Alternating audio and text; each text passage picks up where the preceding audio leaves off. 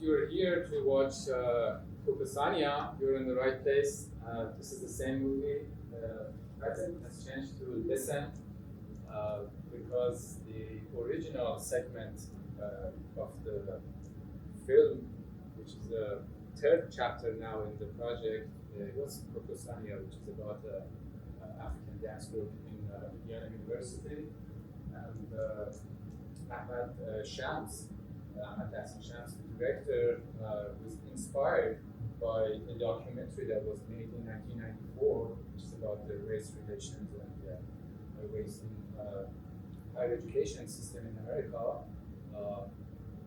He goes back to some of the people who were interviewed in that original documentary in 1994. You see the picture of the director, Gerald Harkness, and he interviewed those original subjects after 20 years. So this is I just want to make sure that this is the structure of the story, and in between we have different people like Sam White and Ashtabuz that I mentioned. You see those pictures that makes this project as basically 4 chapters.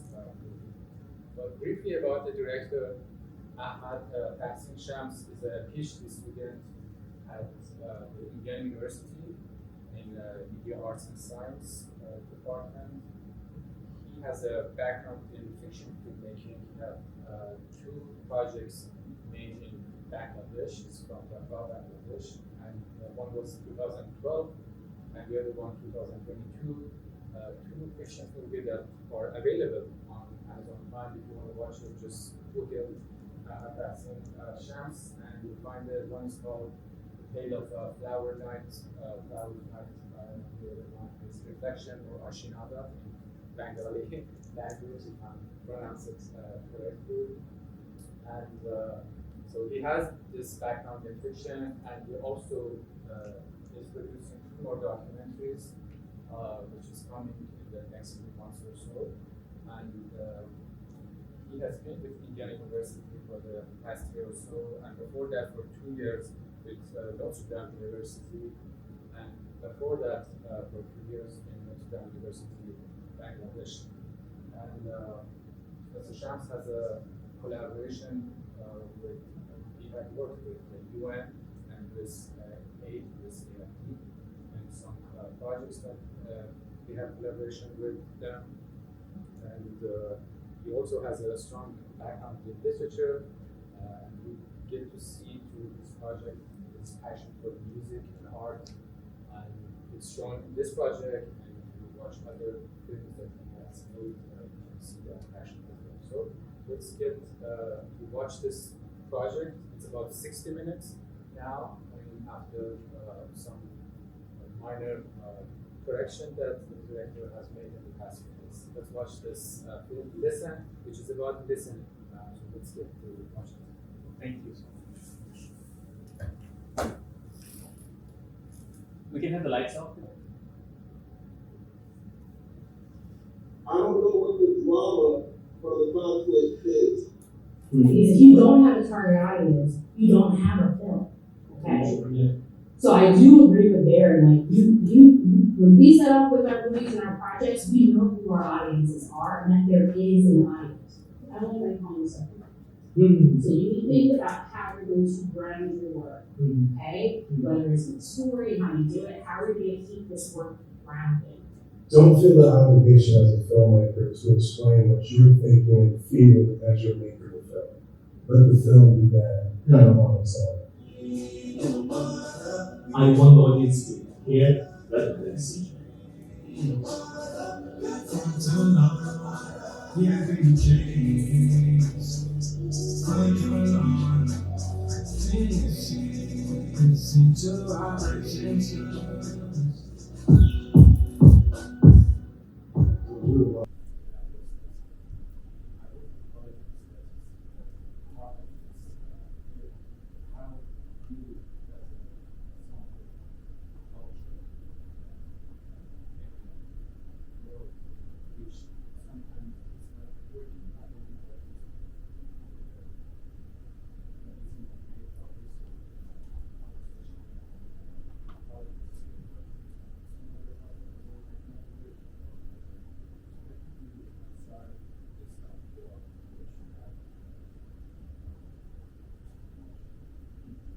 this question. It's just to give a little background to our other audience there. Siamak has watched my previous film. That's a fiction film in Amazon Prime. It's the name is Arshinagar in Bangla. The English title would be, the translation is Reflection. So that kind of that film gives a tribute to a philosophical mystique poet and musician called Lalo, Lalon. And that's what the thing is. So Lalon also had identity crisis and issues, and was banned from society, exiled in his time. That is, we're talking about now 14th century. So what I'm saying is, in my part of the world, there are, but that identity concept is not like in the what we see in the United States. It's mostly here it's the skin color, but there it's, I won't say in other part of the world, especially in South Asian countries. It's not like we don't have identity conflicts and crises and political issues on that, but the concept of identity is different there. So let's say in my part, or in the Indian subcontinent, it's a religious conflict. So the majority of the people, if in Bangladesh it's Muslim majority people, the conflict would be with the minorities. So it's a concept of power dynamics, majority and minority. It's not it's not an issue of which religion where. Because if you go to India, then it's the Hindu majority population. That's how I think. Cool, thank you. One more question. Please. Because of your background in language, culture, and your passion for Lagoon, and you had it in the previous project, it was very visible. We already had this conversation. I wanted to give an opportunity to address this. The identity politics that is the heart of this field. How you, as someone from culture or that area of the world, which sometimes is not working. Identity politics might be amazing and great topics of conversation and politics here, but in some other part of the world might not work. And, so how do you reconcile this idea of what you have come from personal culture? Thank you for this question. It's just to give a little background to our other audience there. Siamak has watched my previous film. That's a fiction film in Amazon Prime. It's the name is Arshinagar in Bangla. The English title would be, the translation is Reflection. So that kind of that film gives a tribute to a philosophical mystique poet and musician called Lalon, Lalon. And that's what the thing is. So Lalon also had identity crisis and issues, and was banned from society, exiled in his time. That is, we're talking about now 14th century. So what I'm saying is, in my part of the world, there are, but that identity concept is not like in the what we see in the United States. It's mostly here it's the skin color, but there it's, I won't say in other part of the world, especially in South Asian countries, it's not like we don't have identity conflicts and crises and political issues on that, but the concept of identity is different there. So let's say in my part, or in the Indian subcontinent, it's a religious conflict. So the majority of the people, if in Bangladesh it's Muslim majority people, the conflict would be with the minorities. So it's a concept of power dynamics, majority and minority. It's not it's not an issue of which religion where. Because if you go to India, then it's the Hindu majority population, and therefore the Muslims are in the minority. There are problems and conflicts there as well. So it's mostly there in South Asian countries, yes. Religious minority and majority are the issues attached to human identity. So that's the difference from here to there. Definitely, I'm very well attached in terms of experience or witnessing those kind of identity conflicts. But this, what we're talking about in this film, it was completely new to me to have this journey and to really, because when you make a dog, when we are chit-chatting, having coffee, how much you can talk? Maybe 1-2 sentences and hi, hello, and all that stuff.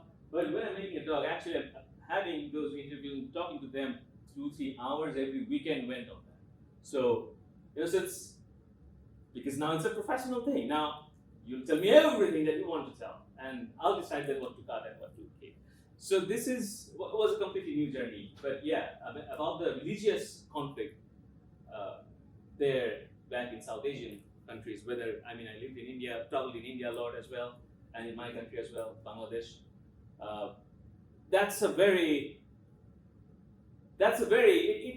It's not about the religion. I should just put it bluntly. It's a power politics, and which is exploited by certain leaders or people in power, politicians. People who are politicians, they can exploit those religious sentiments. So it depends on who is in power, then what kind of conflict we'll see. So because it changes. If you pick up an era, depends on who was in power, the conflict of identity and the dynamic will be different. So it's not the same. It was, even historically, even before British colonization period, so before 200 years ago, we have seen when kings in those Indian subcontinents or rulers were Buddhists, then the power dynamics were different. When they were Hindus, the power dynamics were different. During the Mughal Empire, when it was Muslim, the power dynamic was different. Identity conflict was different. So it's always about who is in power and also the ratio of majority and minority. Doesn't matter, who belongs to which faith or belief. No one has a question. I think we still have a few minutes. Want to tell us, so this is your first film, and what did you learn? And because I know that you're producing 2 more drugs, and how you been putting what you learned from this into the future projects? It's a very tough question. I learned that I have a long way to go to make a doc. Doc film is tough, really. I feel it's tough to tell a story. It's tough to tell a story. That's why I was fascinated with that statement by Gerald Harkness. He also said that. Because we have been talking about it with Gerald a lot during that process of making that. So we have been talking a lot about storytelling is tough when it's natural. Scripting, staging, fiction films, it's personal opinion, it's easier if you have a budget. Doc film is tough because it's tough to chisel a story that exists already. You cannot make the story. Making is, I would say, that's why doc is tough. So I learned that how to tell a convincing. I'll not go in detail of aesthetics and technicalities. Rather, I would say I'm more interested in screen and spectator relationship. So what you see here and what spectators expect, that's what I'm learning. So let's say I made it, I showed to a few friends, not the full thing, maybe a few chapters when I was in the course.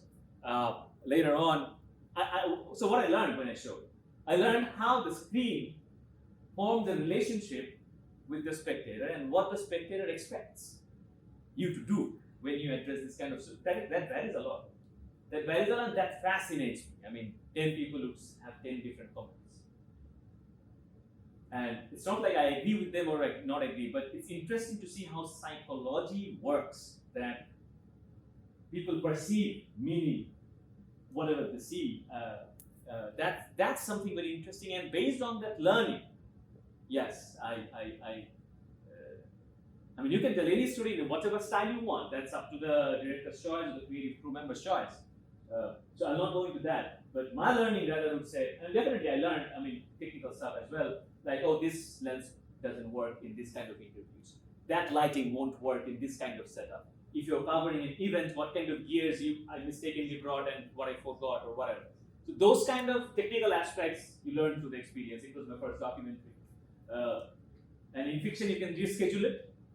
I made 2 fictions earlier, but in doc, you cannot reschedule it. So one time, the the black dance event, where we see Baba, the director of the Black African American Dance Company.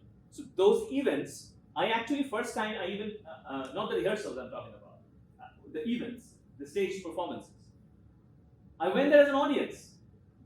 Those were not part of the film in the video. I went there as an audience because my film is done. Then I thought it's incomplete without these colorful, beautiful expressions. And whatever he was saying there, I mean, his performance, it was not only dancing, he was saying, I want to put black angels in all the books, black ice cream and stuff like that. So very relevant stuff he was performing, and it kind of gave some insights, developed that character. So what I'm saying is I learned that, then I went back home from the event. I got my gears. I went back again to the event, and then before coming out of the event, I asked the organizers if I go back and I come in again. Said yes, and then I went back and came again with all the gears, and then I filmed it. So things that happen. So when you're in the documentary phase, you are always 24 hours of filming. That doesn't happen in fiction. I mean, you schedule stuff a year ahead, but in doc you have to be ready like this is what you need. If you think right now you need gears and stuff like that. So that's what I learned. And another thing I learned, how spectators react to certain different experimental styles. So let's say you asked about the close shots. Some people may find it fascinating, some people may find it doesn't make any sense, or whatever. So in which cases people think about it in that way, what kind of reactions they give. It's not like I will buy all those comments. It's not like I'll follow and abide by all those expectations. It's impossible. Everyone will have different expectations. But there are things to learn that, oh, so if I show this particular scene in this way, audience will not buy it. That I learned and tried with those visuals, experimenting in a different way, that what I want to say, I can say, as well as what people will see will also be connected to what I want to say. But it will always fail, I'm sure. I mean, it will always fail. But the main thing is my satisfaction. I would rather put it that. Thank you. For sharing your pleasure with us. Thank you so much. Amazing experience. Thank you, everyone. So we can wrap it up. Thank you, guys. Yeah.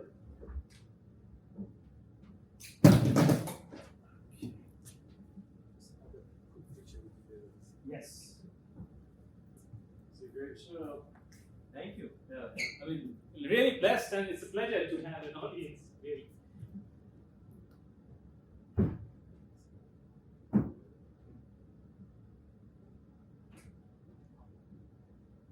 Thank you.